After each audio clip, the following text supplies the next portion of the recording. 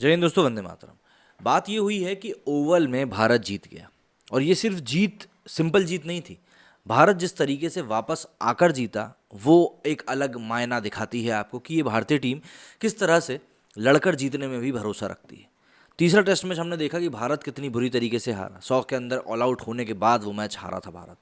ऐसे में जब ओवल टेस्ट की पहली पारी में भारत 200 के अंदर सिमट गई, वो तो शुक्र है शार्दुल ठाकुर का जिसने 50 रन बना दिए, वरना भारत तो 140 के आसपास, 150 के आसपास ही सिमट गया होता। बहरहाल मैच आगे बढ़ा। उसके बाद जब इंग्लैंड ने 100 रनों की लीड ले ली थी तब तो और भी ज़्यादा लगने लगा था कि नहीं, ये मैच तो अब पूरी तरीके से हाथ से गया ही है। लेकिन फिर कुछ चमत्कार हुए। शर्मा जी प्रकट हुए, उन्होंने सेंचुरी खेली और उसके बाद ऋषभ पंत आए, उसने हाफ सेंचुरी मारी, शार्दुल ठाकुर ने हाफ सेंचुरी मारी। इन सभी के कलेक्टिव प्रयासों के कारण विराट कोहली ने भी अच्छे तो नहीं कह सकते, लेकिन हाँ, रन बनाए। तो इन सभी के कलेक्टिव प्रयासों के कारण भारत ने ओवल टेस्ट में जीत दर्ज करी। लेकिन आज हम इस जीत के बारे में बात नहीं करने वाले हैं। जीत के बारे में ऑलरेडी बहुत बातें हो चुकी हैं।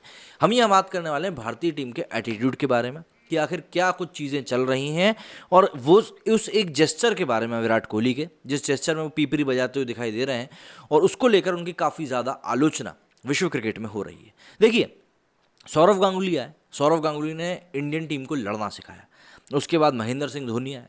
महेंद्र सिंह धोनी ने टीम को शांत रहकर सिर्फ जीत के ऊपर फोकस करके जीतना सिखाया कि भाई चुपचाप रहकर तुमको कैसे जीतना है और मानसिक द्वंद्व जो है उससे कैसे ओवरकम करना है। फिर उसके बाद विराट कोहली आया। विराट कोहली जब आया तो एक बार लगा था कि नहीं यार, क्या ये प्लेयर वैसा ही साबित होगा, नहीं होगा। एरोगेंट लग रहा था, ऐसा लग रहा था कि भाई हर वक्त बस लड़ने के मूड में रहता है।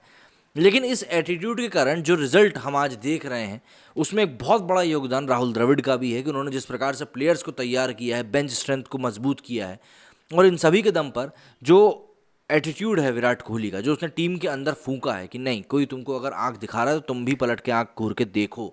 ये नहीं कि आंख झुका के पना लगड़ गया, नहीं। अगर कोई तुमको बाउंसर मारा तुम भी पलट के उसको बाउंसर मारो। अगर कोई तुमसे सवाल कर रहा है तो उसको उसी वक्त सही तरीके से जवाब भी दो। इन सभी चीज़ों के बीच में इनकी जो पीपरी बजाने वाली तस्वीर है काफ़ी वायरल हो गई थी, उसकी काफ़ी ज़्यादा आलोचना भी हो रही। तो हम उस बारे में समझते हैं कि इसकी क्यों आलोचना हो रही है और क्यों ये चीज़ों की तरफ ध्यान देना एकदम से ज़रूरी होता जा रहा है। क्रिकेट के मैदान पर अपने आक्रामक रवैये और खुलकर अपनी भावनाओं को जाहिर करने के कारण चर्चा में रहने वाले भारतीय क्रिकेट टीम के कप्तान विराट कोहली ने सोमवार को ओवल टेस्ट में जीत के बाद अपने आलोचकों को तो जवाब दे दिया, लेकिन मैदान पर उनके एक इशारे को लेकर उन्हें आलोचनाओं का सामना करना पड़ रहा है। हालांकि कई लोग विराट कोहली के समर्थन में भी हैं, जैसे कि मैं हूं।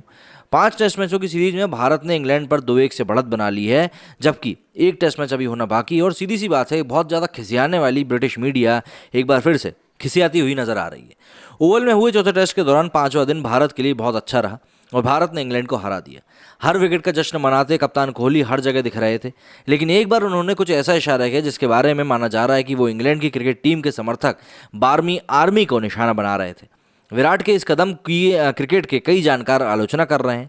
उनका कहना है कि इंग्लैंड की टीम के फैंस की ओर ऐसा इशारा करना कोहली जैसे क्रिकेटर को शोभा नहीं देता। विजडन के संपादक और इंग्लैंड के डेली मेल के क्रिकेटर पत्रकार लॉरेंस बूथ ने पहले तो व्यंग में विराट कोहली के इशारे पर लिखा कि मुझे ये पसंद आया, लेकिन फिर उन्होंने स्पष्टीकरण देते हुए लिखा कि सच में मुझे बिल्कुल पसंद नहीं आया।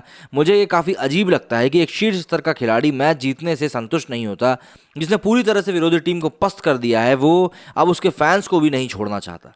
इंग्लैंड के पूर्व क्रिकेटर निक कॉम्पटन ने भी लिखा कि इसकी कोई ज़रूरत नहीं थी। अब इसका कौन बताएगा कि भाई इसकी ज़रूरत थी क्या नहीं थी।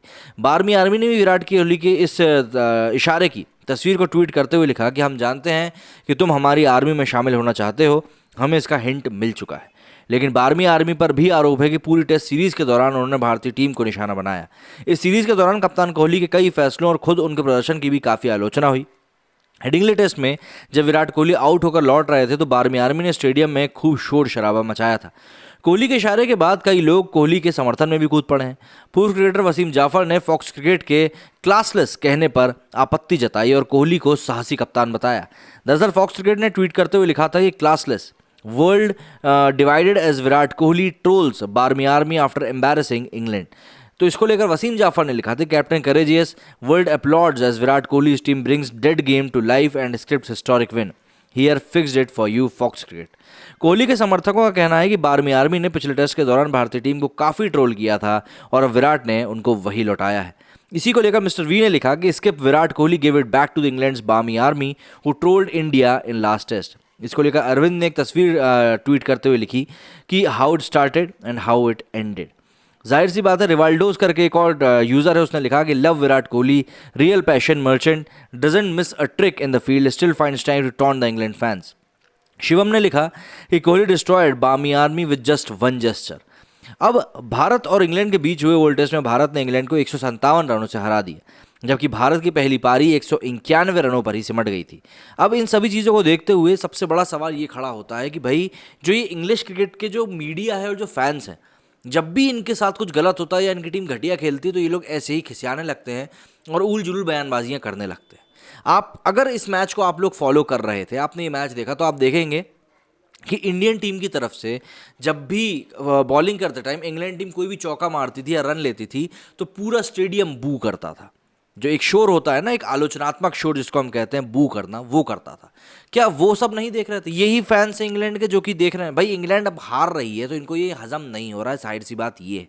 और हार को हजम करना सीख लो। मतलब ये वही लोग हैं जो हर चीज़ में रोते रहते थे। मतलब इंडिया आएंगे खेलने और इंडिया में इनको स्पिनिंग ट्रैक्स मिल जाते थे तो ये वहाँ पर रोना शुरू कर देते थे कि भैया देखो, हमको तो स्पिनिंग ट्रैक पे खिला रहे हैं, अपनी स्ट्रेंथ पे तुम लोग खेल रहे हो, इसलिए तुम लोग जीत रहे हो, हमारे घर आना फिर हम बताएंगे। लेकिन इंडिया जब भी इंग्लैंड खेलने जाता था, ऑस्ट्रेलिया खेलने जाता था, न्यूजीलैंड खेलने जाता था, तब उसने कभी पिच को लेकर ये नहीं कहा कि अरे नहीं, ये तो बाउंसी पिच है, यहाँ हमको खेलना ही नहीं आता, ये तो फास्ट पिच है, यहाँ हमें खेलना नहीं आता, या यहाँ पर तो स्विंग हो रही है बॉल, तो हम कैसे खेल सकते हैं। इंडिया ने कभी कंप्लेंट नहीं करी इन चीज़ों को लेकर। हार रहे हैं तो हार रहे हैं और जीत रहे हैं तो फिर जीत दिखा भी रहे हैं कि हम कैसे जीत रहे हैं। लेकिन बस होता है ना, ये कुछ चीज़ें होती हैं जो कि विपक्षी लोगों से हजम नहीं होती। बस ये भी उन्हीं में से एक चीज़ थी और 12वीं आर्मी ने भी यही चीज़ दिखा दी है कि भैया उनसे भी ये हजम नहीं हुआ है। इसके भी ऊपर फॉक्स क्रिकेट जो कि ये बोल रहे हैं कि भैया कोहली जो है क्लासलेस कैप्टन है, ज़रा उनको भी खुद ये सोचना चाहिए कि आप इतने बड़े ब्रॉडकास्टर होके आप इतने बड़े कप्तान के बारे में ऐसे शब्दों का प्रयोग कर रहे हो, तो कहीं ना कहीं आप खुद भी तो देखो कि आप क्या कर रहे हो। लेकिन बात वही हो जाती है कि आपको खुद की चीज़ कभी भी गलत नहीं लगती और सामने वाले की चीज़ आपको कभी सही नहीं लगती, और इन्हीं चीज़ों के बीच में आप इतना ज़्यादा उलझ चुके हो, पिस चुके हो, फंस चुके हो कि आप उसके ऊपर उठ के कुछ देखना ही नहीं चाहते। बहरहाल भारत ने बहुत अच्छी जीत दर्ज करी है, जिसका कि हम लोग अभी मज़ा भी ले रहे हैं। 10 तारीख से दूसरा टेस्ट मैच शुरू होने वाला है। अब देखना ये है कि आखिरी टेस्ट में क्या इंग्लैंड वापसी कर पाती है या नहीं कर पाती, क्योंकि देखिए इंडिया अब हारने की कंडीशन में नहीं है। अगर इंग्लैंड आखिरी टेस्ट में जीत भी जाती है तो भी 2-2 से सीरीज़ ड्रॉ हो जाएगी। अगर इंग्लैंड ड्रॉ कराता है तो भारत जीतेगा और हारता है तो भारत जीत ही रहा है। तो ऐसे में भारत अब काफ़ी हद तक सेफ हो चुका है। लेकिन सबसे अच्छा फैंस के लिए तोहफा यही होगा कि भारत 3-1 से ये सीरीज़ जीत कर वापस आए, क्योंकि पिछली 2-3 सीरीज़ जो वहाँ पर हुई, चाहे हम 2011 की बात करें, 14 की बात करें, 18 की बात करें, भारत बहुत बुरी तरीके से वहाँ पर हारा था। तो ऐसे में उन सभी हार के लिए ये एक बहुत बड़ा बदला होगा। मेरे स्टूडियो में फिलहाल इतना ही। जय हिंद, जय भारत।